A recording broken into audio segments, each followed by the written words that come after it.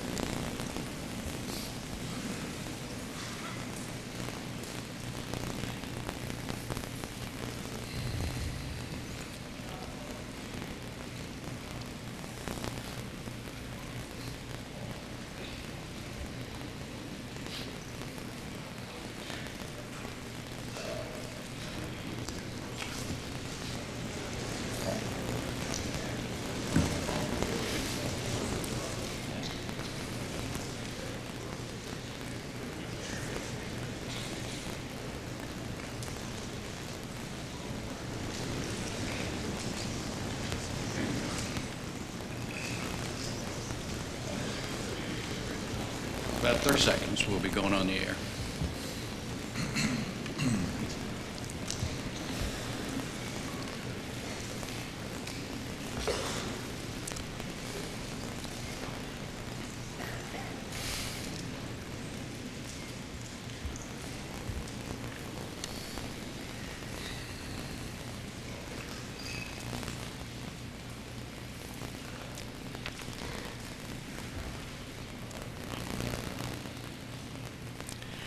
Good evening and welcome to the first of 3 debates among the major candidates for President of the United States, sponsored by the Commission on Presidential Debates. The candidates are Independent candidate Ross Perot, Governor Bill Clinton, the Democratic nominee, and President George Bush, the Republican nominee. I am Jim Lara of the McNeil-Lara NewsHour on PBS, and I will be the moderator for this 90-minute event, which is taking place before an audience here in the athletic complex on the campus of Washington University in St. Louis, Missouri. 3 journalists will be asking questions tonight. They are John Mashik of the Boston Globe, Ann Compton of ABC News, and Sandra Van Oker, a freelance journalist. We will follow a format agreed to by representatives of the Clinton and Bush campaigns. That agreement contains no restrictions on the content or subject matter of the questions. Each candidate will have up to 2 minutes for a closing statement. The order of those, as well as the questioning, was determined by a drawing. The first question goes to Mr. Perot. He will have 2 minutes to answer, to be followed by rebuttals of 1 minute each from Governor Clinton and then President Bush. Gentlemen, good evening. Good evening, Jim. The first topic tonight is what separates each of you from the other. Mr. Perot, what do you believe tonight is the single most important separating issue of this campaign? I think the principal issue that separates me is that 5.5 million people came together on their own and put me on the ballot. I was not put on the ballot by either of the 2 parties. I was not put on the ballot by any PAC money, by any foreign lobbyist money, by any special interest money. This is a movement that came from the people. This is the way the framers of the Constitution intended our government to be, a government that comes from the people. Over time, we have developed a government that comes at the people, that comes from the top down, where the people are more or less treated as objects to be programmed during the campaign with commercials and media events and fear messages and personal attacks and things of that nature. The thing that separates my candidacy and makes it unique is that this came from millions of people in 50 states all over this country who wanted a candidate that worked and belonged to nobody but them. I go into this race as their servant, and I belong to them. So this comes from the people. Governor Clinton, 1 minute response. The most important distinction in this campaign is that I represent real hope for change, a departure from trickle-down economics, a departure from tax and spend economics to invest and grow. But before I can do that, I must challenge the American people to change, and they must decide. Tonight I say to the President, Mr. Bush, for 12 years you've had it your way, you've had your chance, and it didn't work. It's time to change. I want to bring that change to the American people, but we must all decide first we have the courage to change for hope and a better tomorrow.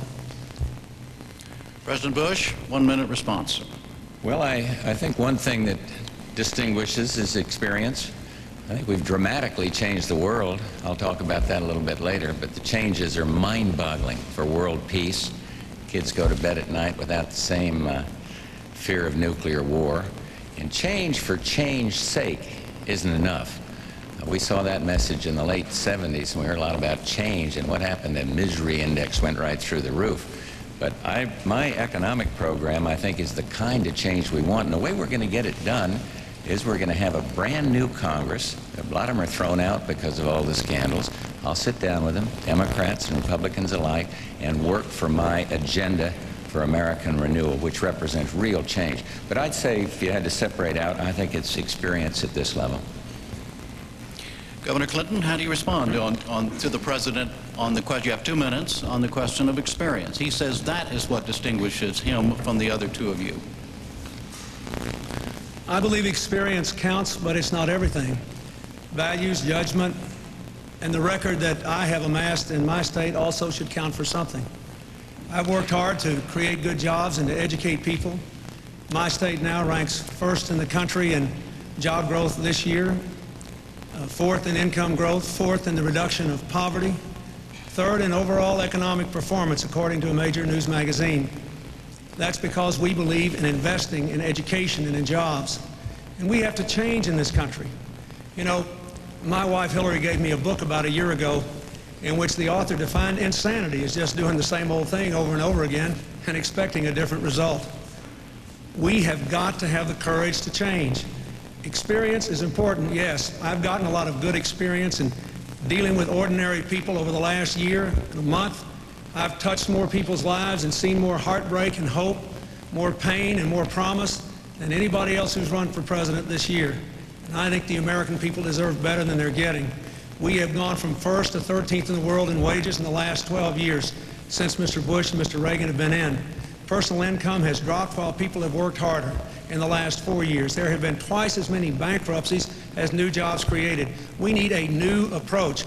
The same old experience is not relevant. We're living in a new world after the Cold War, and what works in this new world is not trickle down, not government for the benefit of the privileged few, not tax and spend, but a commitment to invest in American jobs and American education, controlling American health care costs, and bringing the American people together. That is what works. And you can have the right kind of experience and the wrong kind of experience. Mine is rooted in the real lives of real people, and it will bring real results if we have the courage to change. President Bush, 1 minute to respond. I just thought of another big difference here between me. I don't believe Mr. Perot feels this way, but I know Governor Clinton did because I want to accurately quote him. I think he said that the country is coming apart at the seams. Now, I know that the only way he can win is to make everybody believe the economy is worse than it is. But this country's not coming apart at the seams, for heaven's sakes. We're the United States of America. In spite of the economic problems, we're the most respected economy around the world. Many would trade for it. We've been caught up in a global slowdown. We can do much, much better. But we ought not to try to convince the American people that America is a country that's coming apart at the seams. I would hate to be running for president and think that the only way I could win would be to convince everybody how horrible things are. Yes, there are big problems, and yes, people are hurting, but I believe that this agenda for American renewal that I have is the answer to do it, and I believe we can get it done now, whereas we didn't in the past, because you're going to have a whole brand new bunch of people in the Congress that are going to have to listen to the same American people I'm listening to. Mr. Perot, a minute response. Well, they've got a point. I don't have any experience in running up a $4 trillion debt. I don't have any experience in gridlock government where nobody takes responsibility for anything and everybody blames everybody else. I don't have any experience in creating the worst public school system in the industrialized world, the most violent, crime-ridden society in the industrialized world. but I do have a lot of experience in getting things done. So if we're at a point in history where we want to stop talking about it and do it, I've got a lot of experience in figuring out how to solve problems, making the solutions work, and then moving on to the next one. I've got a lot of experience in not taking 10 years to solve a 10-minute problem. So if it's time for action, I think I have experience that counts. If there's more time for gridlock and talk and finger pointing, I'm the wrong man. President Bush, the question goes to you. You have 2 minutes. And the question is this: are there important issues of character separating you from these other two men? I think the American people should be the judge of that. I think character is a very important question. I said something the other day where I was accused of being like Joe McCarthy, because I questioned, I put it this way, I think it's wrong to demonstrate against your own country or organize demonstrations against your own country in foreign soil. I just think it's wrong. That maybe they say, well, it's a youthful indiscretion. I was 19 or 20 flying off an aircraft carrier, and that shaped me to be Commander-in-Chief of the Armed Forces. And I'm sorry, but demonstrating, it's not a question of patriotism, it's a question of character and judgment. They get on me, Bill's gotten on me about read my lips, and when I make a mistake, I'll admit it. But he has not admitted a mistake, and I just find it impossible to understand how an American can demonstrate against his own country in a foreign land, organizing demonstrations against it, when young men are held prisoner in Hanoi or kids out of the ghetto were drafted. Some say, well, you're a little old-fashioned. Maybe I am, but I just don't think that's right. Now, whether it's character or judgment, whatever it is, I have a big difference here on this issue. And so we'll just have to see how it plays out. But I couldn't do that. And I don't think most Americans could do that. And they all say, well, it was a long time ago. Well, let's admit it then. Say, I made a terrible mistake.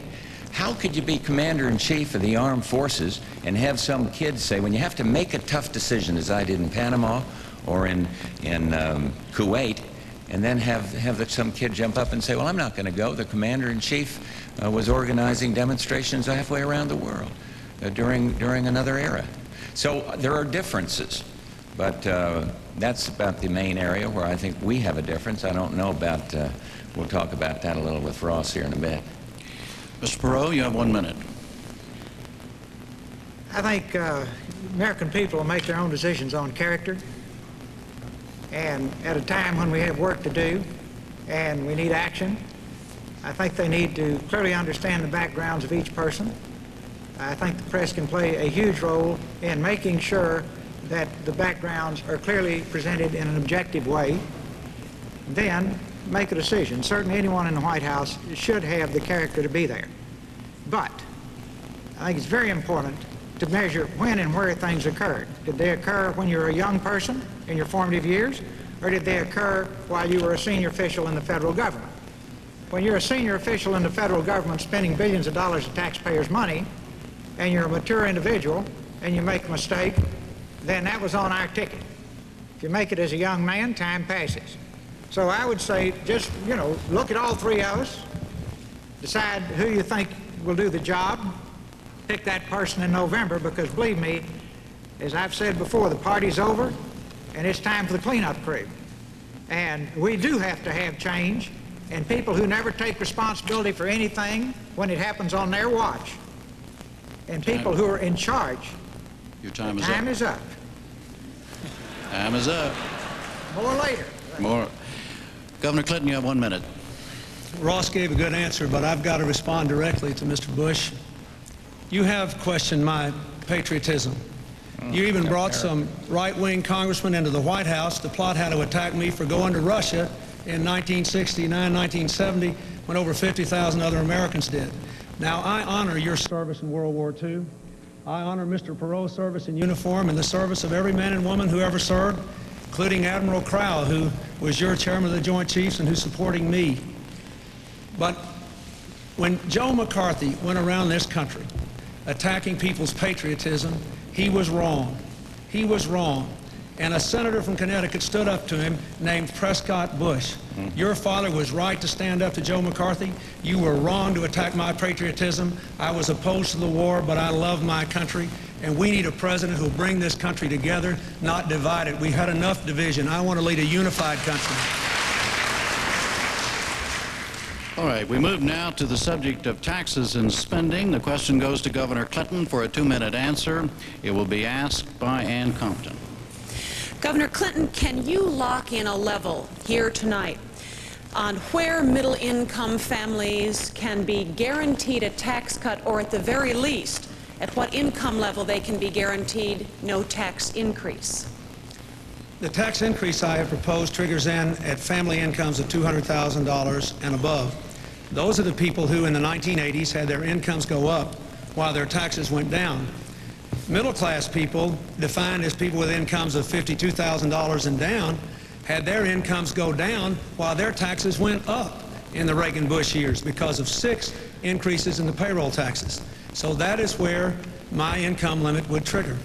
So there would be no tax increases below $200,000? My plan, notwithstanding my opponent's ad, my plan triggers in at gross incomes, family incomes of $200,000 and above. Then we want to give modest middle-class tax relief to restore some fairness, especially to middle-class people with families with incomes of under $60,000.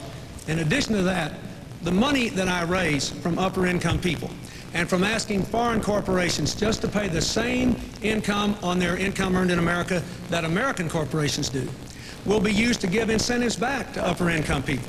I want to give people permanent incentives, an investment tax credit like President Kennedy and the Congress inaugurated in the early 60s to get industry moving again, a research and development tax credit, a low-income housing tax credit, a long-term capital gains proposal for new business and business expansions. We've got to have no more trickle-down. We don't need across-the-board tax cuts for the wealthy for nothing. We need to say, here's your tax incentive if you create American jobs the old-fashioned way. I'd like to create more millionaires than were created under Mr. Bush and Mr. Reagan, but I don't want to have 4 years where we have no growth in the private sector, and that's what's happened in the last 4 years. We're down 35,000 jobs in the private sector. We need to invest and grow, and that's what I want to do. President Bush, 1 minute. Well, I have to correct one thing. I didn't question the man's patriotism. I questioned his judgment and his character. What he did in Moscow, that's fine. Let him explain it. He did. I accept that. What I don't accept is demonstrating and organizing demonstrations in a foreign country when your country's at war. I'm sorry, I cannot accept that. In terms of this one on taxes, spells out the biggest difference between us. I do not believe we need to go back to the Mondale proposals or the Dukakis proposals of tax and spend. Governor Clinton says 200,000. But he also says he wants to raise $150 billion. The taxing people over 200,000 will not get you $150 billion. And then when you add in his other spending proposals, regrettably, you end up socking it to the working man. That old adage that they use, we're going to soak the rich. We're going to soak the rich. It always ends up being the poor cab driver or the working man that ends up paying the bill. And so I just have a different approach. I believe the way to get the deficit down is to control the growth of mandatory spending programs and not raise taxes on the American people. We've got a big difference there. Mr. Perot, 1 minute.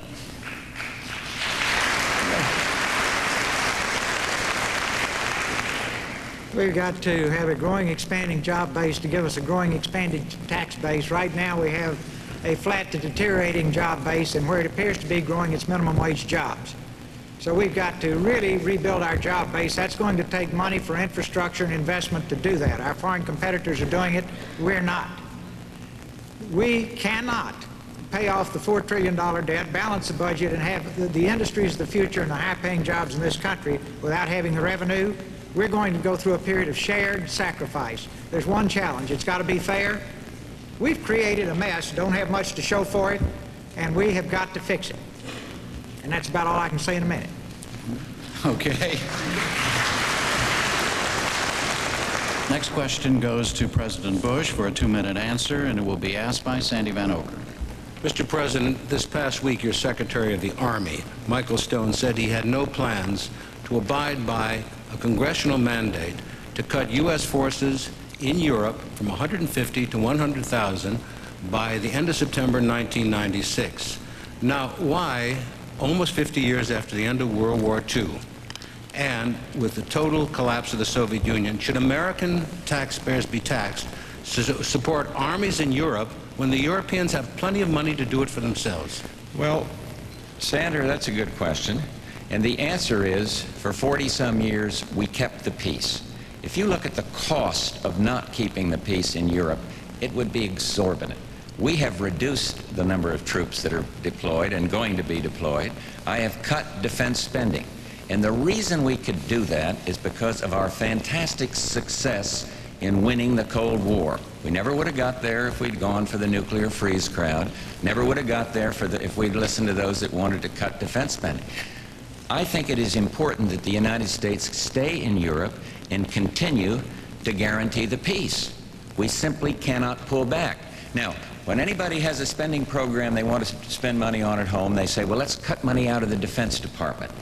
I will accept and have accepted the recommendations of two proven leaders, General Colin Powell and Secretary Dick Cheney. They feel that the levels we're operating at and the reductions that I have proposed are proper.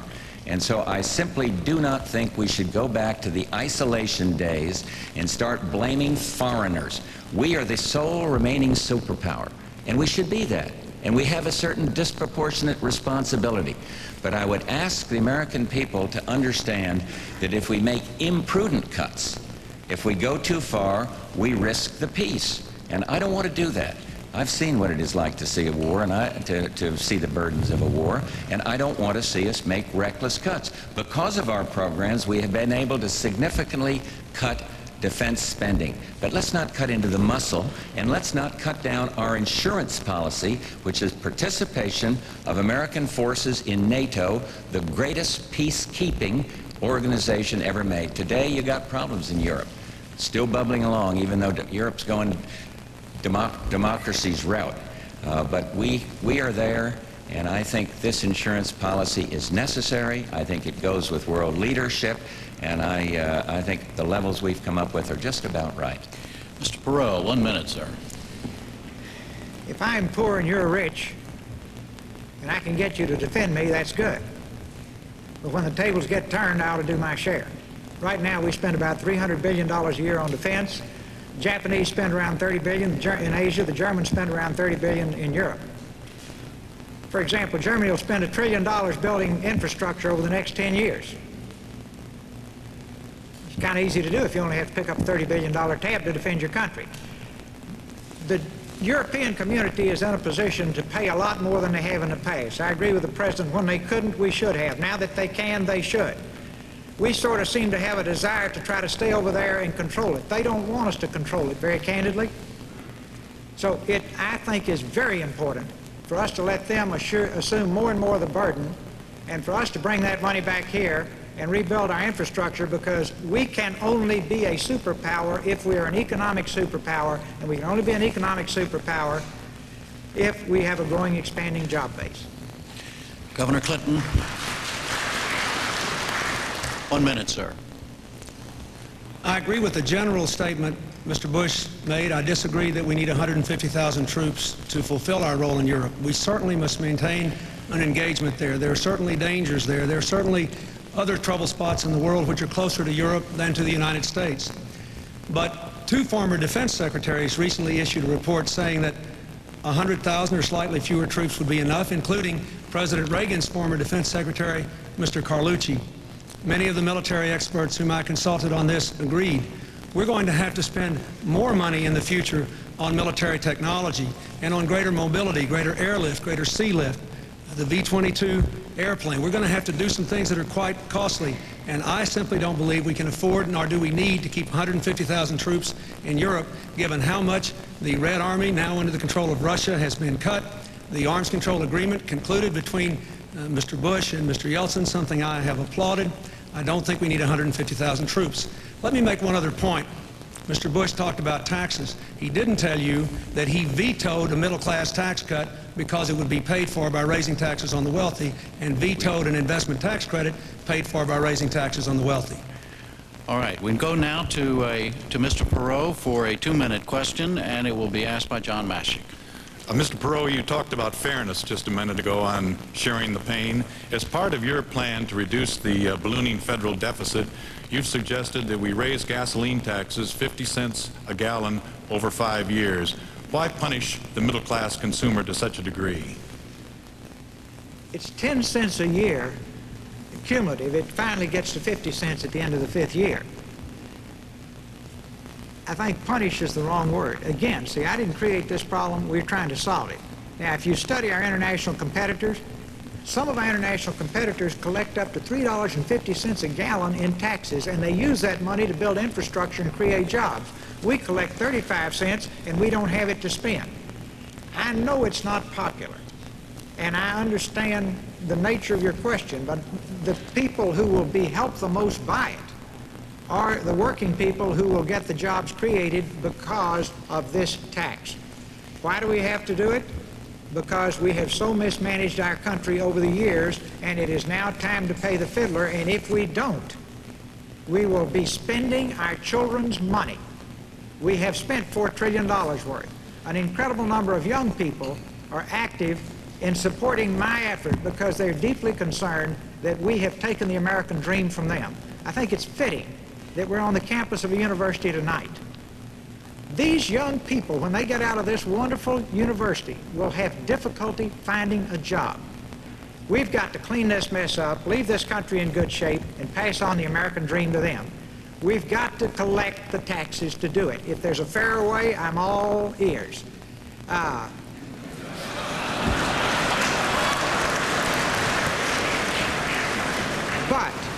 But, see, let me make it very clear. If people don't have the stomach to fix these problems, I think it's a good time to face it in November. If they do, then they will have heard the harsh reality of what we have to do. I'm not playing Lawrence Welk music tonight. All right, Governor Clinton, you have a minute, sir. I think Mr. Perot has confronted this deficit issue, but I think it's important to point out that we really have two deficits in America, not one. We have a budget deficit in the federal government, but we also have an investment, a jobs, an income deficit. People are working harder for less money than they were making 10 years ago, 2/3 of our people. A $1,600 drop in average income in just the last 2 years. The problem I have with the Perot prescription is that almost all economists who've looked at it say that if you cut the deficit this much, this quick, it will increase unemployment, it will slow down the economy. That's why I think we shouldn't do it that quickly. We have a disciplined reduction in the deficit of 50% over the next 4 years, but first, get incentives to invest in this economy, put the American people back to work. We've got to invest and grow. 9 Nobel Prize-winning economists and 500 others, including numerous Republican and Democratic business executives, have endorsed this approach because it offers the best hope to put America back to work and get our incomes rising instead of falling. President Bush, 1 minute, sir. The question was on fairness. I just disagree with Mr. Perot. I don't believe it is fair to slap a 50-cent a gallon tax over whatever many years on the people that have to drive for a living, people that go long distances. I don't think we need to do it. You see, I have a fundamental difference. I agree with what he's talking about in trying to get the spending down and the discipline, although I think we ought to totally exempt Social Security. But he's talking tough medicine, and I think that's good. I disagree with the tax and spend philosophy. You see, I don't think we need to tax more and spend more and then say that's going to make the problem better, and I'm afraid that's what I think I'm hearing from Governor Clinton. I believe what you need to do is some of what Ross is talking about. Control the growth of mandatory spending and get taxes down. He's mentioned some ways to do it, and I agree with those. I've been talking about getting a capital gains cut forever, and his friends in Congress have been telling me that's a tax break for the rich. It would stimulate investment. I'm for an investment tax allowance. I am for a first-time a tax break for first-time home buyers, and with this new Congress coming in, gridlock will be gone, and I'll sit down with them and say, let's get this done. But I do not want to go the tax and spend route. All right, let's move on now to the subject of jobs. The first question goes to President Bush for 2 minutes, and John will ask that question. John? Mr. President, last month you came to St. Louis to announce a very lucrative contract for McDonnell Douglas to build F-15s for Saudi Arabia. In today's Post-Dispatch, a retired saleswoman, a 75-year-old woman named Marjorie Roberts, asked if she could could ask a question of the candidate, said she wanted to register her concern about the lack of a plan to convert our defense-oriented industries into other purposes. How would you answer her? Well, I assume she was supportive of the decision on McDonnell Douglas. I assume she was supporting me on the decision to sell those airplanes. I think it's a good decision.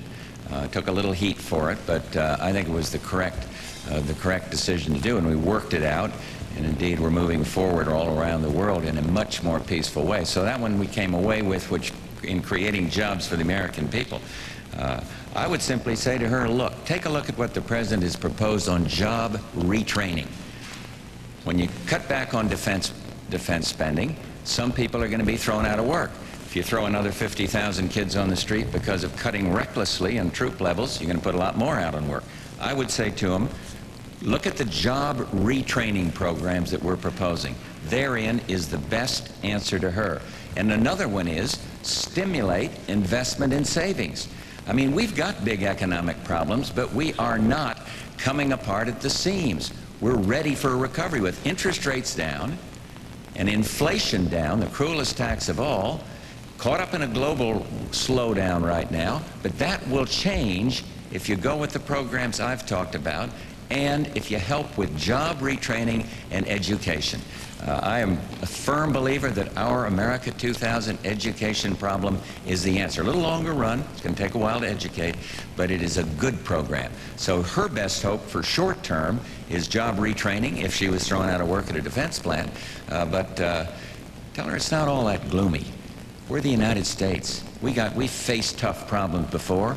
Look at the misery index when the Democrats had both the White House and the Congress. It was just right through the roof. Now, we can do better. And the way to do better is not to tax and spend, but to retrain, get that control of the mandatory spending programs. I am much more optimistic about this country than some. Mr. Perot? Mr. Perot, you have 1 minute, sir. Well, your defense industries are going to have to convert to civilian industries. Many of them are. And the sooner they start, the sooner they'll finish. And there will be a significant transition. And it's very important that we not continue to let our industrial base deteriorate. We had someone who I'm sure regrets said it in the President's staff said he didn't care whether we made potato chips or computer chips. Well, anybody that thinks about it cares a great deal. Number one, you make more making computer chips than you do potato chips. Number two, 19 out of 20 computer chips that we have in this country now come from Japan. We've given away whole industries. So as we phase these industries over, there's a lot of intellectual talent in these industries. A lot of these people and industries can be converted to the industries of tomorrow. And that's where the high-paying jobs are. We need to have a very carefully thought-through phase over. Now, we practice 19th century capitalism. The rest of the world practices 21st century capitalism. We've got, I can't handle that in a minute, but I hope we can get back into it later. In the rest of the world, the countries and the businesses would be working together to make this transition in an intelligent way. Governor Clinton, you have 1 minute, sir. We must have a transition plan to convert from a defense to a domestic economy. No other nation would have cut defense as much as we already have without that. There are 200,000 people unemployed in California alone because we have cut defense without planning to retrain them and to reinvest in the technologies of the future here at home. That is what I want to do. This administration may say they have a plan, but the truth is they have not even released all the money, the paltry sum of money that Congress appropriated. I want to take every dollar by which we reduce defense and reinvest it in technologies for the 21st century, in new transportation and communication and environmental cleanup technologies. Let's put the American people to work, and let's build the kind of high-tech, high-wage, high-growth economy that the American people deserve. All right, the next question goes to Mr. Perot for a 2-minute answer. It will be asked by Ann. Ann? Mr. Perot, you talked a minute ago about rebuilding the job base, but is it true what Governor Clinton just said, that means that unemployment will increase, that it'll slow the economy? And how would you specifically use the powers of the presidency to get more people back into good jobs immediately? Step one, the American people send me up there the day after election. I'll get with the Congression. We won't even wait till inauguration. And I'll ask the President to help me, and I'll ask his staff to help me. And we will start putting together teams to put together to take all the plans that exist and do something with them. Please understand, there are great plans lying all over Washington nobody ever executes. It's like having a blueprint for a house you never built. You don't have anywhere to sleep. Now, our challenge is to take these things, do something with them. Step one, you want to put America back to work, clean up the small business problem. Have one task force that work on that. The second, you've got your big companies that are in trouble, including the defense industries. Have another one on that. Have a third task force on new industries of the future to make sure we nail those for our country and they don't wind up in Europe and Asia. Convert from 19th to 21st century capitalism. See, we have an adversarial relationship between government and business. Our international competitors that are cleaning our plate have an intelligent relationship between government and business and a supportive relationship.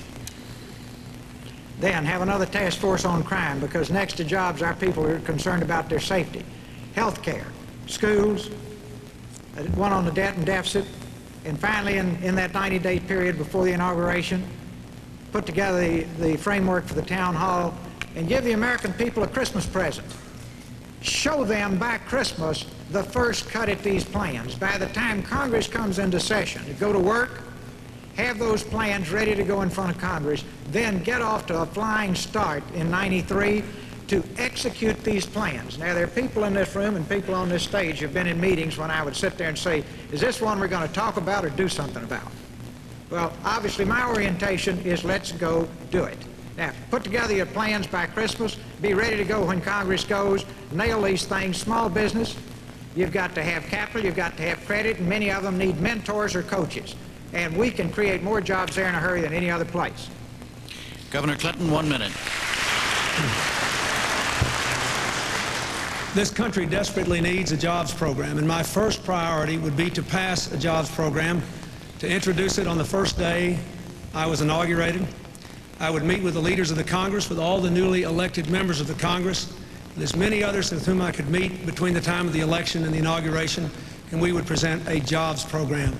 Then we would present a plan to control health care costs and phase in health care coverage for all Americans. Until we control health care costs, we're not going to control the deficit. It is the #1 culprit. But first, we must have an aggressive jobs program. I live in a state where manufacturing job growth has far outpaced the nation in the last few years, where we have created more private sector jobs since Mr. Bush has been president than have been created in the entire rest of the country, where Mr. Bush's labor secretary said the job growth has been enormous. We've done it in Arkansas. Give me a chance to create these kind of jobs in America. We can do it. I know we can. President Bush, 1 minute. We've got the plan announced for what we can do for small business. I've already put forward things that'll get this country working fast, some of which have been echoed here tonight. Investment tax allowance, capital gains reduction, more on research and development, tax credit for first-time home buyers. What I'm going to do is say to Jim Baker when this campaign is over, all right, let's sit down now. You do in domestic affairs what you've done in foreign affairs. Be the kind of the economic coordinator of all the domestic side of the house, and that includes all the economic side, all the training side, and bring this program together. We're going to have a new Congress, and we're going to say to them, you've listened to the voters the way we have. Nobody wants gridlock anymore, and so let's get the program through. And I believe it'll work, because as Ross said, we got the plans. The plans are all over Washington, and I've put ours together in something called the Agenda for American Renewal, and it makes sense. It's sensible, it creates jobs, it gets to the base of the kind of jobs we need, and so I'll just be asking for support to get that put into effect. All right, the next question goes to Governor Clinton for 2 minutes. It will be asked by Sandy. Governor Clinton, when a president running for the first time gets into the office and wants to do something about the economy, he finds in Washington there's a person who has much more power over the economy than he does. The chairman of the Federal Reserve Board, accountable to no one. That being the case, would you go along with proposals made by Treasury Secretary James Brady and Congressman Lee Hamilton to make the Federal Reserve Board chairman somehow more accountable to elected officials? Well, let me say that I think that we might ought to review the terms and the way it works, but frankly, I don't think that's the problem today. We have low interest rates today, at least we have low interest rates that the Fed can control. Our long-term interest rates are still pretty high because of our deficit and because of our economic performance. And there was a terrible reaction internationally to Mr. Bush saying he was going to give us 4 more years of trickle-down economics, another across-the-board tax cut, and most of it going to the wealthy with no real guarantee of investment. But I think the important thing is to use the powers the President does have, on the assumption that given the condition of this economy, we're going to keep interest rates down if we have the discipline to increase investment and reduce the debt at the same time. That is my commitment. I think the American people are hungry for your action. I think Congress is hungry for someone who will work with them instead of manipulate them, someone who will not veto a bill that has an investment tax credit, middle-class tax relief, research and development tax credits, as Mr. Bush has done. Give me a chance to do that. I don't have to worry, I don't think, in the near term about the Federal Reserve. Their policies, so far, it seems to me, are pretty sound. President Bush, you have 1 minute. I don't think the Fed ought to be put under the executive branch. There is separation there. I think that's fine. Alan Greenspan is respected. I've had some arguments with him about the speed in which we might have lowered rates. But Governor Clinton, he talks about the reaction to the markets. There was a momentary fear that he might win, and that the markets went down like that. So I don't think we can judge on. The stock market has been strong. It's been very strong since I've been president, and they recognize we got great difficulties, but they're also much more optimistic than the pessimists we have up here tonight. In terms of vetoing tax bills, you're darn right. I am going to protect the American taxpayer against the spend and tax Congress, and I'm going to keep on vetoing them because I don't think we are taxed too little. I think the government's spending too much. So Governor Clinton can label it tax for the rich or anything he wants. I'm going to protect the working man by continuing to veto and to threaten veto until we get this new Congress, when then we're going to move forward on our plan. I've got to protect them. Mr. Perot, 1 minute. Keep the Federal Reserve independent, but let's live in a world of reality. We live in a global economy, not a national economy. These interest rates we have now don't make any sense. We have a $4 trillion debt, and only in America would you finance 70% of it 5 years or less. So 70% of our debt is 5 years or less. It's very interest sensitive. We have a 4% gap between what we pay for treasuries and what Germany pays for 1 to 5 year treasuries. That gap is going to close because the Arabs, the Japanese, and folks in this country are going to start buying German treasuries because they can get more money. Every time our interest rates go up 1%, that adds $28 billion to the deficit, or to the debt, whichever place you want to put it. We are sitting on a ticking bomb, folks, because we have totally mismanaged our country, and we had better get it back under control. Just think, in your own business, if you had all of your long-term problems financed short-term, you'd go broke in a hurry. All right, we're going to move to foreign affairs. The first question goes to Mr. Perot for a 2-minute answer, and Sandy will ask it. Mr. Perot, in the post-war Cold War environment, what should be the overriding U.S. national interest?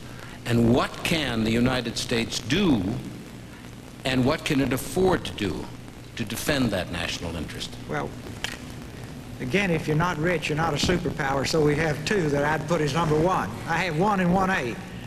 1 is we've got to have the money to be able to pay for defense.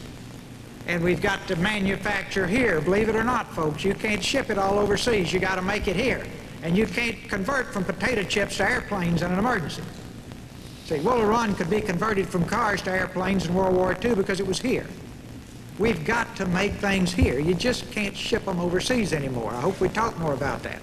Second thing, on priorities, we've got to help Russia succeed in its revolution and all of its republics. When we think of Russia, remember, we're thinking of many countries now. We've got to help them. That's pennies on the dollar compared to renewing the Cold War. Third, we've got all kinds of agreements on paper and some that are being executed on getting rid of nuclear warheads. Russia and its republics are out of control, or at best in weak control right now. It's a very unstable situation. You've got every rich Middle Eastern country over there trying to buy nuclear weapons, as you well know.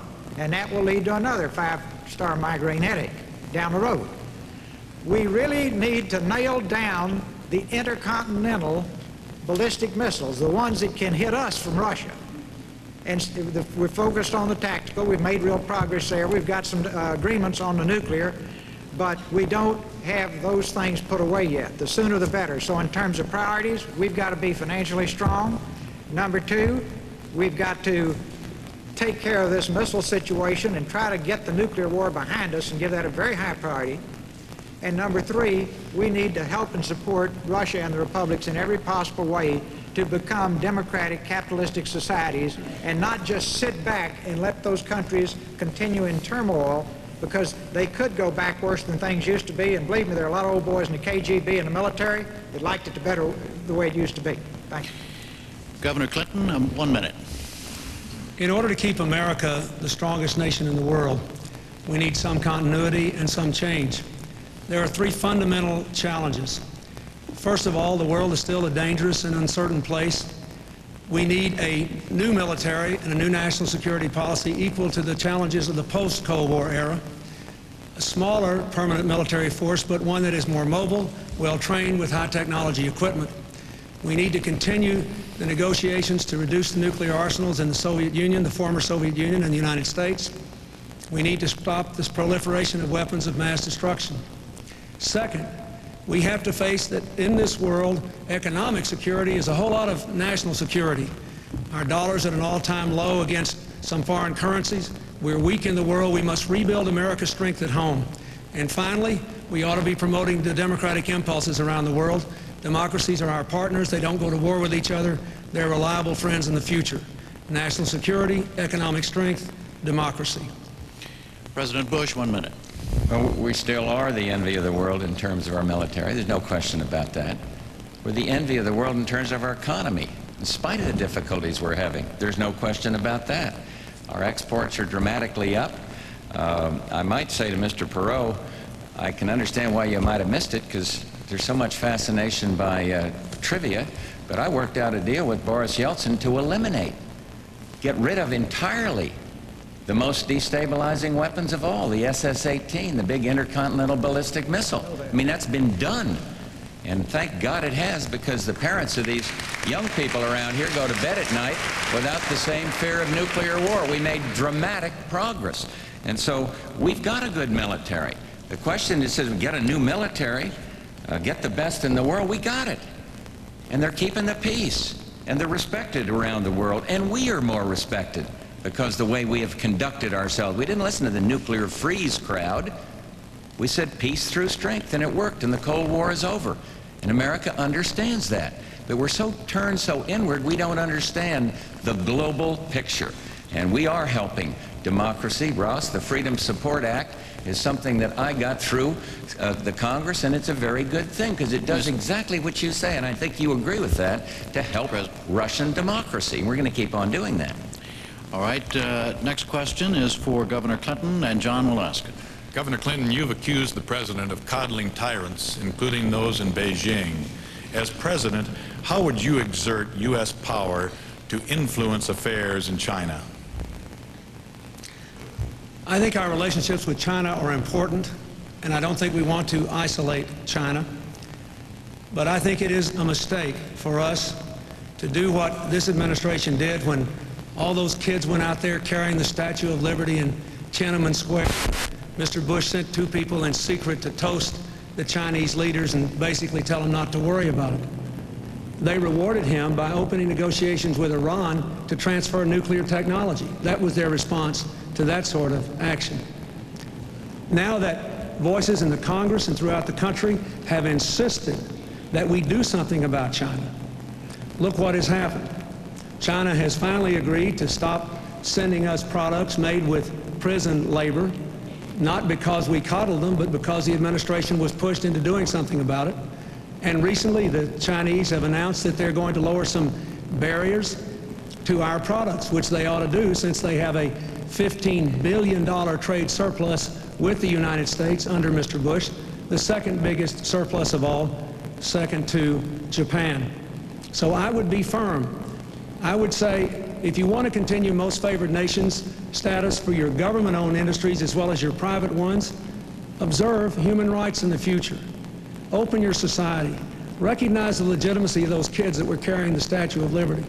If we can stand up for our economic interests, we ought to be able to pursue the democratic interests of the people in China, and over the long run, they'll be more reliable partners.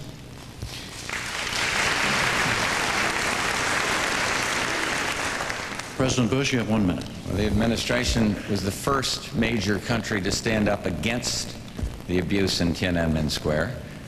We are the ones that worked out the prison labor deal. We are the ones that have lowered the barrier to products, but Carla Hill's negotiation. I am the one that said, let's keep the MFN because you see China moving towards a free market economy. To do what the Congress and Governor Clinton is suggesting, you would isolate and ruin Hong Kong. They are making some progress, not enough for us. We were the first ones to put sanctions on. We still have them on some things. But the Governor Clinton's philosophy is isolate them. He says don't do it, but the policies he's expounding of putting conditions on MFN and kind of humiliating them is not the way you make the kind of progress we are getting. And I've stood up with these people, and I understand what you have to do to be strong in this situation, and it's moving. Not as fast as we'd like, but you isolate China and turn them inward, and then we've made a tremendous mistake. And I'm not going to do it, and I've had to fight a lot of people that were saying human rights, and we are the ones that put the sanctions on and stood for it. And he can insult General Scowcroft if he wants to. They didn't go over to coddle. He went over to say, you must make the very changes they're making now. Mr.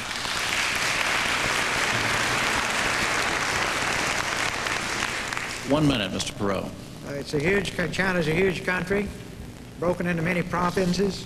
It has some very elderly leaders that will not be around too much longer. Capitalism is growing and thriving across big portions of China. Asia will be our largest trading partner in the future. It will be a growing and a closer relationship. We have a delicate, tight wire walk that we must go through at the present time to make sure that we do not cozy up to tyrants, to make sure that they don't get the impression that they can suppress their people. But time is our friend there, because their leaders will change in not too many years, worst case. And their country is making great progress. One last point on the missiles. I don't want the American people to be confused. We have written agreements, and we have some missiles that have been destroyed. But we have a huge number of intercontinental ballistic missiles that are still in place in Russia. The fact that you have an agreement is one thing. Till they're destroyed, some crazy person can either sell them or use them. All right, the next question goes to President Bush for a 2-minute answer, and Ann will ask it.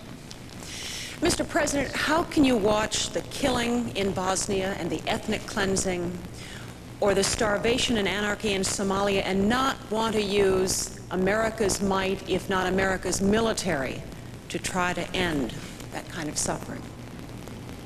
And both of them are very complicated situations. And I vowed something because I learned something from Vietnam. I am not going to commit U.S. forces until I know what the mission is, till the military tell me that it can be completed, until I know how they can come out. We are helping. American airplanes are helping today on humanitarian relief for Sarajevo. It is America that's in the lead in helping with humanitarian relief for Somalia. But when you go to put somebody else's son or daughter into war, I think you got to be a little bit careful, and you have to be sure that there's a military plan that can do this. You have ancient ethnic rivalries that have cropped up as Yugoslavia is dissolved or getting dissolved, and it isn't going to be solved by sending in the 82nd Airborne. And I'm not going to do that as Commander-in-Chief. I am going to stand by and use the moral persuasion of the United States to get satisfaction in terms of prison camps, and we're making some progress there, and in terms of getting humanitarian relief in there. And right now, as you know, the United States took the lead in a no-fly operation up there, in a no-fly order up in the United Nations. We're working through the international organizations. That's one thing I learned by forging that tremendous and highly successful coalition against Saddam Hussein, the dictator. work internationally to do it. I am very concerned about it. I'm concerned about ethnic cleansing. I'm concerned about attacks on Muslims, for example, over there. But I must stop short of using American force until I know how those young men and women are going to get out of there as well as get in, know what the mission is, and define it. And I think I'm on the right track. Are you designing a mission? And sorry, time is up. We have to go to Mr. Perot for a 1-minute response. I think if we learned anything in Vietnam, it's you first commit this nation before you commit the troops to the battlefield. We cannot send our people all over the world to solve every problem that comes up. This is basically a problem that is a primary concern to the European community. Certainly, we care about the people, we care about the children, we care about the tragedy, but it is inappropriate for us, just because there's a problem somewhere around the world, to take the sons and daughters of working people, and make no mistake about it, our all-volunteer armed force is not made up of the sons and daughters of the beautiful people. It's the working folks who send their sons and daughters to war, with a few exceptions. Very unlike World War II, when FDR's sons flew missions. Everybody went. It's a different world now. Very important that we not just, without thinking it through, just rush to every problem in the world and have our people torn to pieces. Governor Clinton, 1 minute. I agree that we cannot commit ground forces to become involved in the quagmire of Bosnia or in the tribal wars of Somalia. But I think that it's important to recognize that there are things that can be done short of that, and that we do have interest there. There are, after all, 2 million refugees now because of the problems in what was Yugoslavia, the largest number since World War II. And there may be hundreds of thousands of people who will starve or freeze to death in this winter. The United States should try to work with his allies and stop it. I urged the President to support this air cover, and he did, and I applaud that. I applaud the no-fly zone, and I know that he's going back to the United Nations to try to get authority to enforce it. I think we should stiffen the embargo on the Belgrade government, and I think we have to consider whether or not we should lift the arms embargo now on the Bosnians, since they are in no way in a fair fight with a heavily armed opponent bent on ethnic cleansing. We can't get involved in the quagmire, but we must do what we can. All right, moving on now to divisions in our country. The first question goes to Governor Clinton for 2 minutes, and Ann will ask it. Governor Clinton, can you tell us what your definition of the word family is? A family involves at least one parent, whether natural or adoptive, or foster, and children. A good family is a place where love and discipline and good values are transmuted from the elders to the children. A place where people turn for refuge and where they know they're the most important people in the world. America has a lot of families that are in trouble today. There's been a lot of talk about family values in this campaign. I know a lot about that. I was born to a widowed mother who gave me family values, and grandparents. I've seen the family values of my people in Arkansas. I've seen the family values of all these people in America who are out there killing themselves, working harder for less, in a country that's had the worst economic years in 50 years and the first decline in industrial production ever. I think the President owes it to family values to show that he values America's families.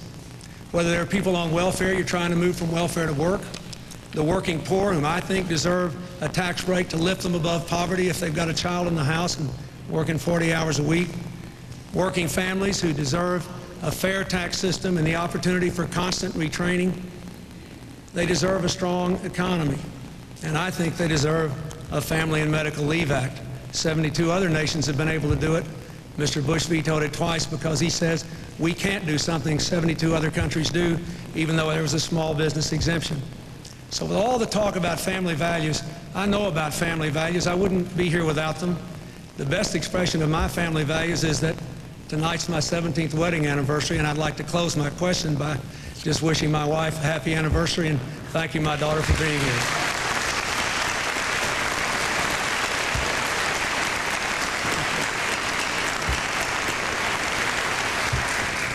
President Bush, 1 minute. Well, I would say that one meeting that made a profound impression on me was when the mayors of the big cities, including the mayor of Los Angeles, a Democrat, came to see me, and they unanimously said the decline in urban America stems from the decline in the American family. So I do think we need to strengthen family. When Barbara holds an AIDS baby, she's showing a certain compassion for family. When she reads to children, the same thing. I believe that discipline and respect for the law, all of these things should be taught to children, not in our schools, but families have to do that. I'm appalled at the highest, outrageous numbers of divorces. It happens in families, it's happened in ours, but it's gotten too much. And I just think that we ought to do everything we can to respect the American family. It can be a single-parent family. Those mothers need help, and one way to do it is to get these deadbeat fathers to pay their obligations to these mothers. That'll help strengthen the American family, and there's a whole bunch of other things that I can't click off in this short period of time. All right, Mr. Perot, you have 1 minute. If I had to solve all the problems that face this country, and I could be granted one wish as we started down the trail to rebuild the job base, the schools, and so on and so forth, I would say a strong family unit in every home, where every child is loved, nurtured, and encouraged. A little child before they're 18 months learns to think well of himself or herself or poorly. They develop a positive or negative self-image. At a very early age, they learn how to learn. If we have children who are not surrounded with love and affection, see, I look at my grandchildren and wonder if they'll ever learn to walk because they're always in someone's arms. And I think, my gosh, wouldn't it be wonderful if every child had that love and support? But they don't. We will not be a great country unless we have a strong family unit in every home. And I think you can use the White House as a bully pulpit to stress the importance of these little children, particularly in their young and formative years, to mold these little precious pieces of clay so that they too can live rich, full lives when they're grown.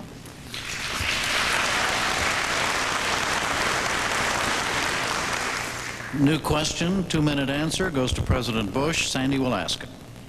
Mr. President, there's been a lot of talk about Harry Truman in this campaign, so much so that I think tomorrow I'll wake up and see him named as the next commissioner of baseball. They could use But the thing that Mr. Truman didn't have to deal with is drugs.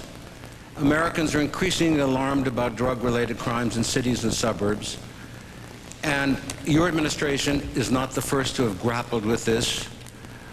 And are you at all of a mind that maybe it ought to go to another level, if not to what's advocated by William F. Buckley Jr. and Milton Friedman, legalization, somewhere between there and where we are now? No, I don't think that's the right answer. I don't believe legalizing narcotics is the answer. I just don't believe that's the answer. I do believe that there's some fairly good news out there. The use of cocaine, for example, by teenagers is dramatically down. But we've got to keep fighting on this war against drugs. We're doing a little better in interdiction.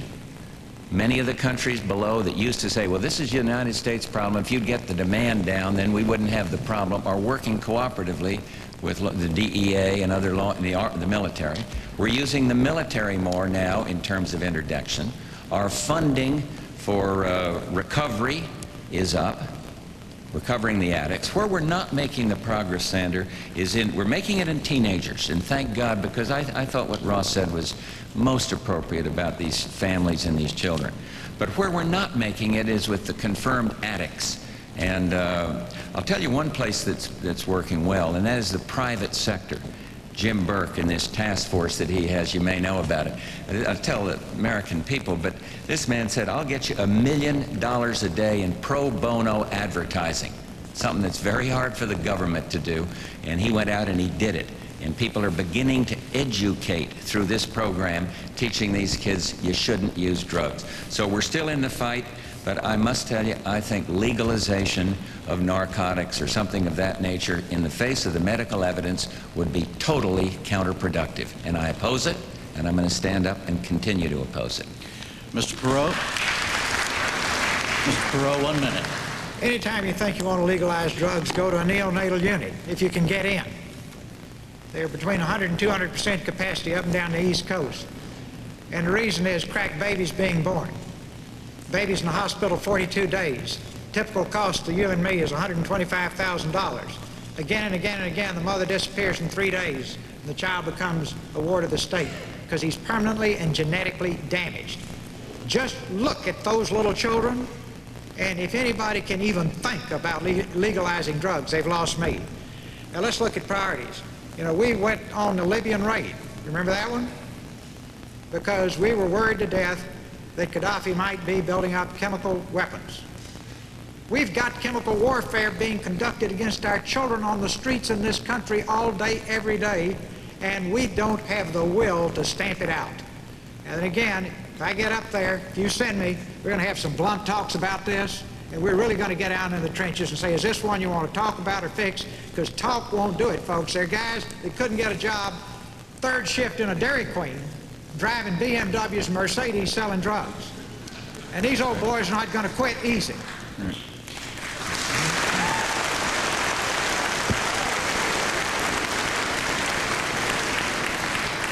Governor Clinton, 1 minute.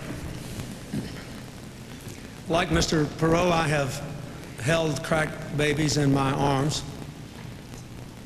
But I know more about this, I think, than anybody else up here because I have a brother who's a recovering drug addict. I'm very proud of him. But I can tell you this, if drugs were legal, I don't think he'd be alive today. I am adamantly opposed to legalizing drugs. He is alive today because of the criminal justice system. That's a mistake. What should we do? First, we ought to prevent more of this on the street. 30 years ago, there were 3 policemen for every crime. Now there are 3 crimes for every policeman. We need 100,000 more police on the street. I have a plan for that. Secondly, we ought to have treatment on demand.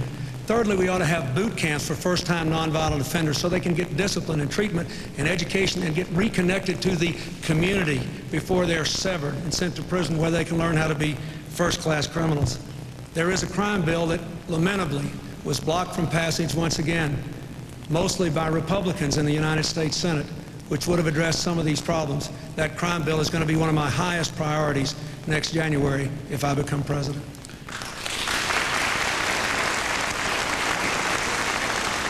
Next question is to you, Mr. Perot. You have 2 minutes to answer it, and John will ask it.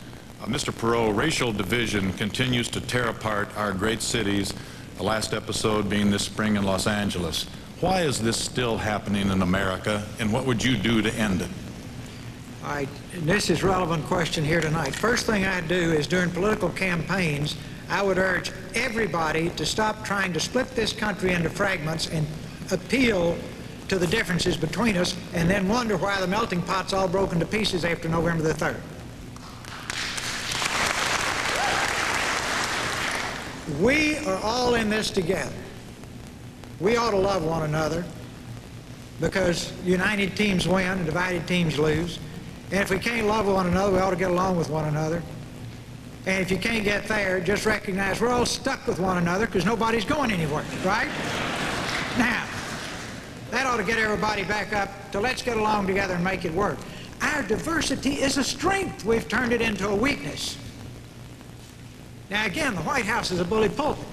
I think whoever's in the White House should just make it absolutely unconscionable and inexcusable. And if anybody's in the middle of a speech at one of these conventions, I would expect the candidate to go out and lift him off the stage if he starts preaching hate, because we don't have time for it. See, our differences are our strengths. We have got to pull together. In athletics, we know it. See, divided teams lose, united teams win. We have got to unite and pull together, and there's nothing we can't do. But if we sit around blowing all this energy out the window on racial strife and hatred, we are stuck with a sure loser, because we have been a melting pot. We're becoming more and more of a melting pot. Let's make it a strength, not a weakness.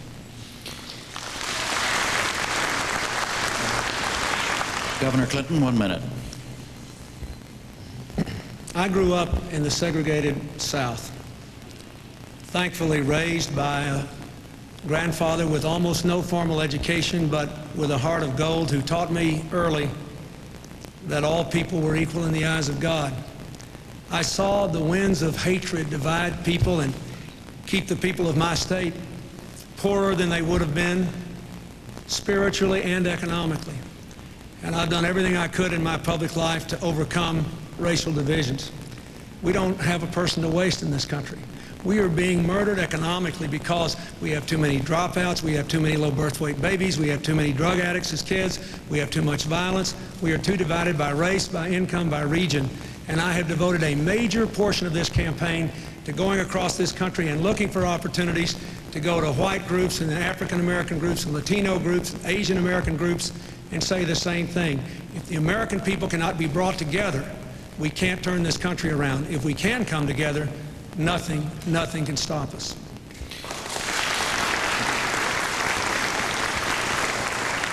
Mr. President, 1 minute. Well, I think Governor Clinton is committed. I do think it's fair to note, he can rebut it, that Arkansas is one of the few states that doesn't have any civil rights legislation. I've tried to use the White House as the bully pulpit, speaking out against discrimination.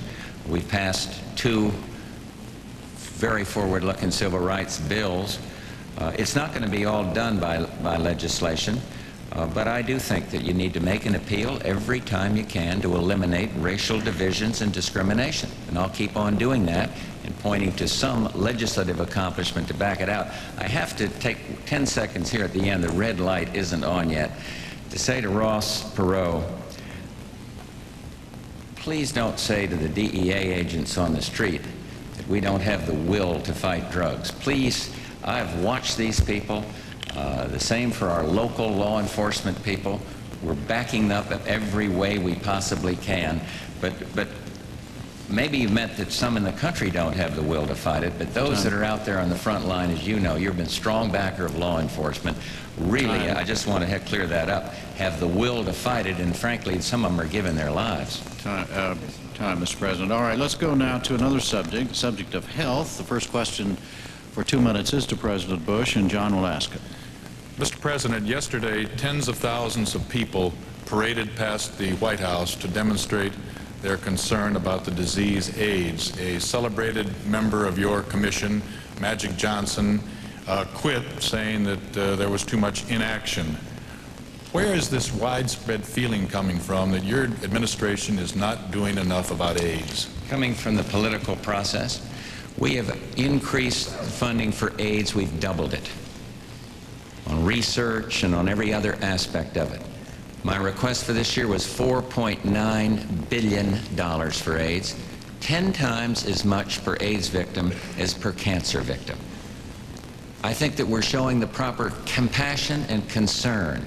So I can't tell you where it's coming from, but I am very much concerned about AIDS, and I believe that we've got the best researchers in the world out there at NIH working the problem.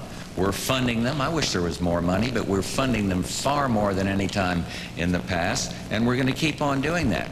I don't know, I was a little disappointed in Magic because he came to me and I said, now if you see something we're not doing, get a hold of me, call me, let me know. He went to one meeting, and then we heard that he was stepping down, so he's been replaced by Mary Fisher, who electrified the Republican convention by talking about the compassion and the concern that we feel. It was a beautiful moment, and I think she'll do a first-class job on that commission.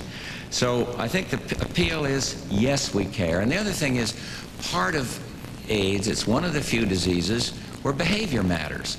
And I once called on somebody, well, change your behavior. If the behavior you're using prone to cause AIDS, change the behavior. Next thing I know, one of these ACT-UP groups is out saying Bush ought to change his behavior. You can't talk about it rationally.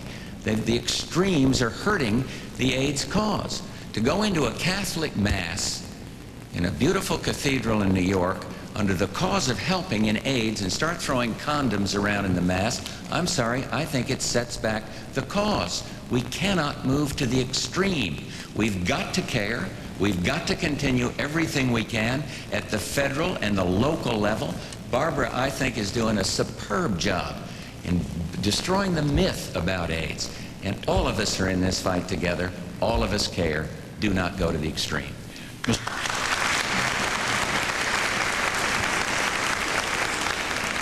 1 minute, Mr. Perot. First, I think Mary Fisher was a great choice. We're lucky to have her heading the commission. Secondly, I think one thing that if I were sent to do the job, I would sit down with FDA, look exactly where we are. Then I would really focus on, let's get these things out. If you're going to die, you don't have to go through this 10-year cycle that FDA goes through on new drugs. Believe me, people with AIDS are more than willing to take that risk. And we could be moving out to the human population a whole lot faster than we are on some of these new drugs. So I think we can expedite the problem there. Let me go back a minute to racial divisiveness. All-time low in our country was the Judge Thomas Anita Hill hearings, and those senators ought to be hanging their heads in shame for what they did there. Second thing, not many times in your life when you get to talk to the whole country, but let me just say this to all of America. If you hate people, I don't want your vote. That's how strongly I feel about it. Governor Clinton, 1 minute. Over 150,000 Americans have died of AIDS. Well over 1.25 million Americans are HIV positive. We need to put one person in charge of the battle against AIDS to cut across all the agencies that deal with it. We need to accelerate the drug approval process. We need to fully fund the act named for that wonderful boy, Ryan White, to make sure we're doing everything we can on research and treatment.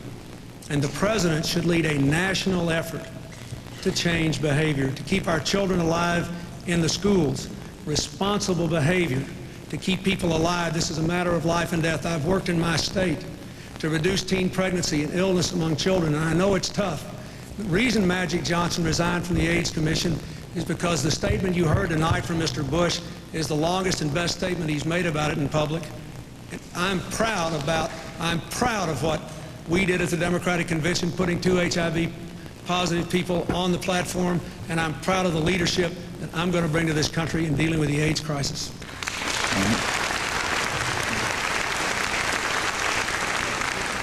New question for Mr. Perot. You have 2 minutes to answer, and Ann will ask it. Mr. Perot, even if you've got what people say are the guts to take on changes in the most popular, the most sacred of the entitlements, Medicare, people say you haven't a prayer of actually getting anything passed in Washington. Since a president isn't a lone ranger, how in the world can you make some of those unpopular changes? 2 ways. Number one, if I get there, it will be a very unusual and historical event because the people,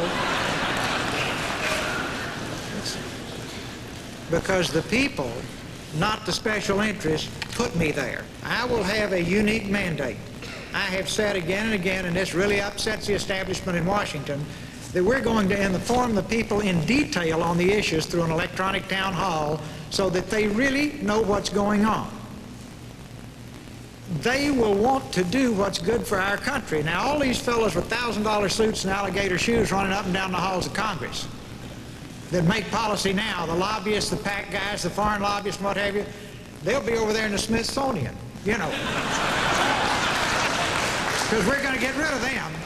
And the Congress will be listening to the people, and the American people are willing to have fair, shared sacrifice. They're not as stupid as Washington thinks they are. The American people are bright, intelligent, caring, loving people who want a great country for their children and grandchildren. And they will make those sacrifices. So I welcome that challenge, and just watch. Because if the American people send me there, we'll get it done. Now, everybody will faint in Washington. They've never seen anything happen in that town. This is a town where the White House says Congress did it, Congress says the White House did it, and I'm sitting there and say, well, who else could be around? You know, then when they get off by themselves, they said nobody did it. And yet the cash register is empty, and it used to have our money, the taxpayers' money, in it, and we didn't get the results. No, we'll get it done. We'll have to check.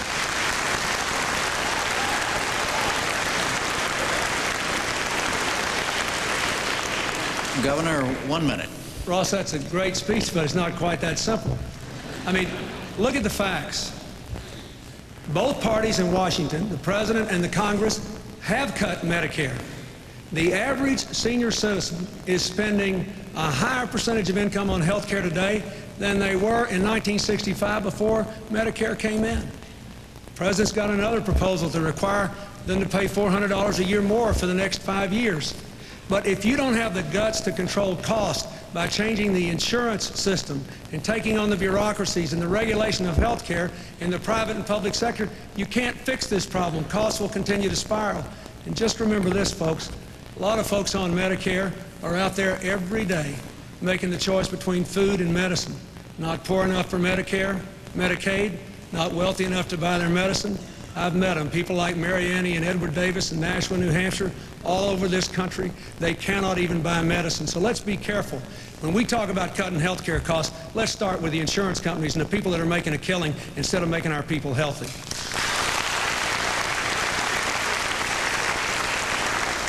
1 minute, President Bush. Well, first place, I'd like to clear up something, because every 4 years, the Democrats go around and say, hey, Republicans are going to cut Social Security and Medicare. They started it again. I'm the president that stood up and said, don't mess with Social Security. And I'm not going to, and we haven't. And we are not going to go after the Social Security recipient. I have one difference with Mr. Perot on that, because I don't think we need to touch Social Security. What we do need to do, though, is control the growth of these mandatory programs. And Ross properly says, okay, there's some pain in that. But Governor Clinton refuses to touch that, simply refuses. So what we've got to do is control it to the growth, let it grow for inflation, let it grow for the amount of new people added, population, and then hold the line. And I believe that is the way you get the deficit down, not by the tax and spend program that we hear every 4 years, whether it's Mondale, Dukakis, whoever else it is. I just don't believe we ought to do that. So hold the line on Social Security and put a cap on the growth of the mandatory program. New question. It is for Governor Clinton. 2-minute answer. Sandy will ask it. Governor Clinton, Ann Compton has brought up Medicare. I remember in 1965 when Wilbur Mills of Arkansas, the chairman of Ways and Means, was pushing it through the Congress. The charge against it was it socialized medicine. One, Mr. Bush made that charge. Well, he served with him two years later in 1967, where I first met him. The second point, though, is that it is now skyrocketing out of control. People want it. We say it's going bonkers. Is not the Oregon plan applied to Medicaid rationing the proper way to go, even though the federal government last August ruled that violated the Americans with Disabilities Act of 1990? Well, I thought the Oregon plan should at least have been allowed to be tried, because at least the people in Oregon were trying to do something. But let me go back to the main point, Sandy. Mr. Bush is trying to run against Lyndon Johnson and Jimmy Carter and everybody in the world but me in this race. I have proposed a managed competition plan for health care. I will say again, you cannot control health care costs simply by cutting Medicare. Look what's happened. The federal government has cut Medicare and Medicaid in the last few years. States have cut Medicaid. We've done it in Arkansas under budget pressures. But what happens? More and more people get on the rolls as poverty increases. If you don't control the health care costs of the entire system, you cannot get control of it. Look at our program. We set up a national ceiling on health care costs tied to inflation and population growth, set by health care providers, not by the government. We provide for managed competition, not government models, in every state, and we control private and public health care costs. Now, just a few days ago, a bipartisan commission of Republicans and Democrats, more Republicans than Democrats, said my plan will save the average family $1,200 a year more than the Bush plan will by the year 2000, $2.2 trillion in the next 12 years, $400 billion a year by the end of this decade. I've got a plan to control health care costs, but you can't just do it by cutting Medicare. You have to take on the insurance companies, the bureaucracies, and you have to have cost controls, yes, but keep in mind, we are spending 30% more on health care than any country in the world, any other country. And yet we have 35 million people uninsured. We have no preventive and primary care. The Oregon plan is a good start if the federal government's going to continue to abandon its responsibilities. I say if Germany can cover everybody and keep costs under inflation, if Hawaii can cover 98% of their people at lower health care costs than the rest of us, if Rochester, New York can do it with 2/3 of the cost of the rest of us, America can do it too. I'm tired of being told we can't. I say we can. We can do better, and we must.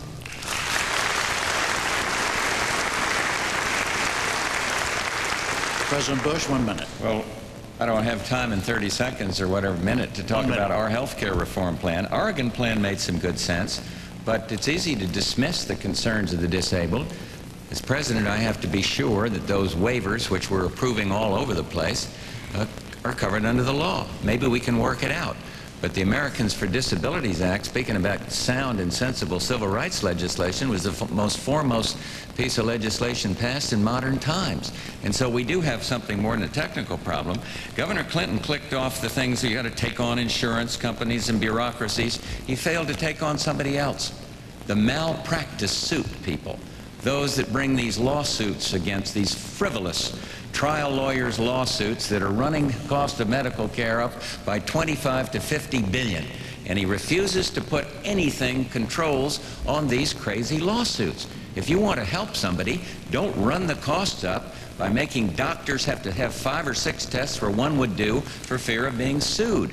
Or have somebody along the highway not stop to pick up a guy and help him because he's afraid a trial lawyer will come along and sue him. We're suing each other too much and caring for each other too little. Mr. Perot, 1 minute.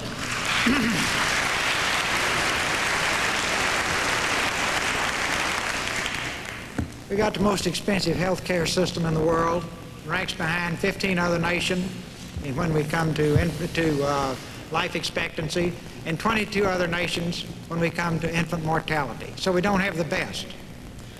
Pretty simple, folks. If you're paying more and you don't have the best, if all else fails, go copy the people who have the best who spend less, right? But we can do better than that. Again, we've got plans lying all over the place in Washington. Nobody ever implements them. Now I'm back to square one. If you want to stop talking about it and do it, then I'll be glad to go up there and we'll get it done. But if you just want to keep the music going, just stay traditional this next time around. And this 4 years from now, you'll have everybody blaming everybody else for a bad health care system. Talk is cheap. Words are plentiful. Deeds are precious. Let's get on with it. And that's exactly what we're going to do. That was, in fact, the final question and answer. We're now going to move to closing statements. Each candidate will have up to 2 minutes. The order, remember, was determined by a drawing, and Mr. Perot, you were first. Well, it's been a privilege to be able to talk to the American people tonight. I make no bones about it. I love this country. I love the principle it's founded on. I love the people here. I don't like to see the country's principles violated. I don't like to see the people in a deteriorating economy and a deteriorating country because our government has lost touch with the people. The people in Washington are good people. We just have a bad system. We've got to change the system.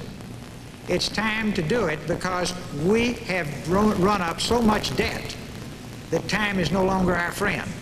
We've got to put our house in order. When you go to bed tonight, look at your children. Think of their dreams. Think of your dreams as a child and ask yourself, isn't it time to stop talking about it? Isn't it time to stop creating images? Isn't it time to do it? Aren't you sick of being treated like an unprogrammed robot? Every 4 years they send you all kinds of messages to tell you how to vote and then go back to business as usual. They told you at the Tax and Budget Summit that if you agreed to a tax increase, we could balance a budget. They didn't tell you that that same year they increased spending $1.83 for every dollar we increased taxes. That's Washington in a nutshell right there. In the final analysis, I'm doing this for your children when you look at them tonight. There's another group that I feel very close to, and these are the men and women who fought on the battlefield, the children, the families, the ones who died, the people who left parts of their bodies over there. I'd never ask you to do anything for me, but I owe you this, and I'm doing it for you. And I can't tell you what it means to me at these rallies when I see you, and you come up, and the look in your eyes, and I know how you feel, and you know how I feel. And then I think of the older people who are retired, They grew up in the Depression. They fought and won World War II. We owe you a debt we can never repay you, and the greatest repayment I can ever give is to recreate the American dream for your children and grandchildren. I'll give it everything I have if you want me to do it.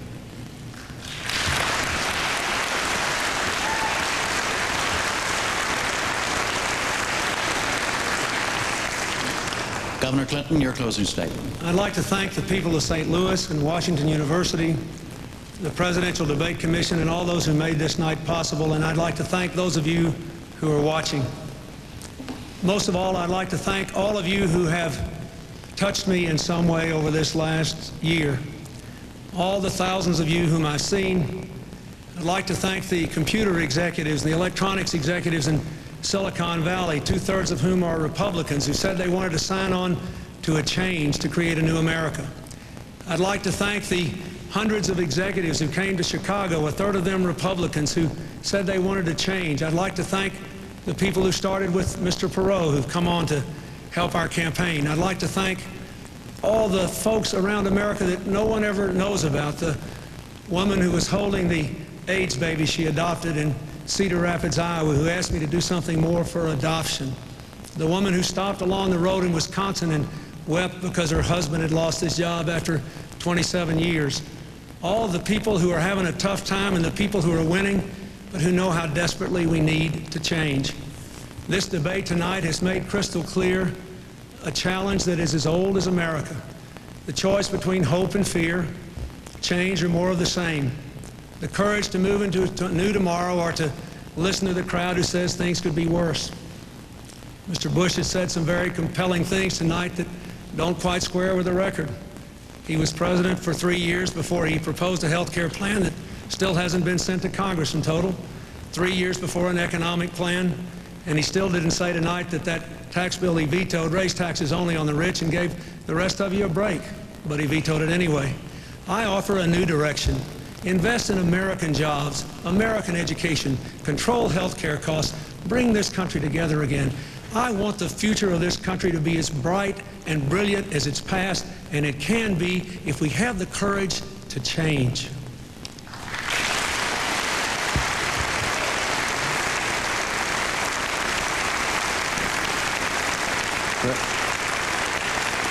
President Bush, your closing statement. Well, let me tell you a little what it's like to be president. In the Oval Office, you can't predict what kind of crisis is going to come up.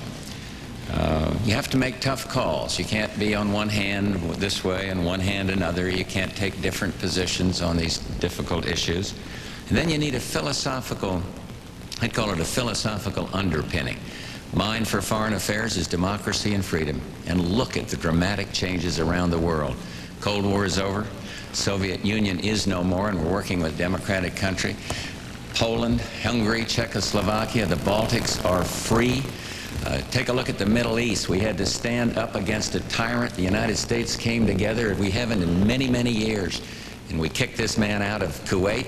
And in the process, as a result of that will and that decision and that toughness, we now have ancient enemies talking peace in the Middle East. Nobody would have dreamed it possible. And I think the biggest dividend of making these tough calls is the fact that we are less afraid of nuclear war. Every parent out there has much less worry that their kids are going to be faced with nuclear holocaust. All this is good.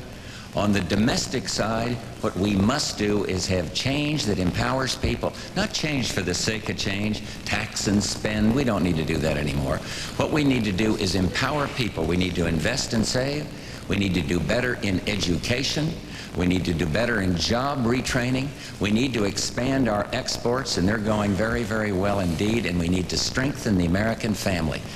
I hope, as president, that I've earned your trust. I've admitted it when I make a mistake, but then I go on and help try to solve the problems. I hope I've earned your trust, because a lot of being president is about trust and character. And I ask for your support for 4 more years to finish this job. Thank you very, very much.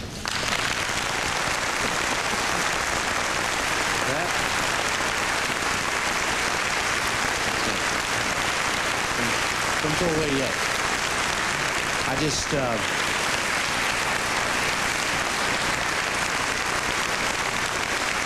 I